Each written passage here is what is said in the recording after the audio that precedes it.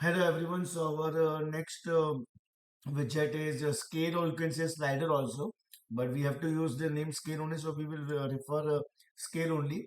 So again, it is in window. We want that is root, and we have used two times because first that is default, not mention the orient. So by default it will be vertical.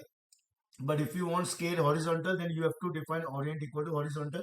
And I think this you know why it is from and underscore, because from is the reserved keyword.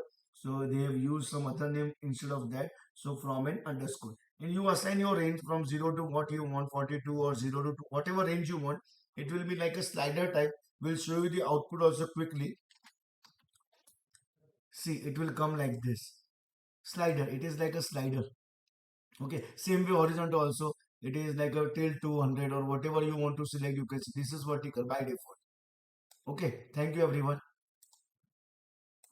And this is very small code. Thank you.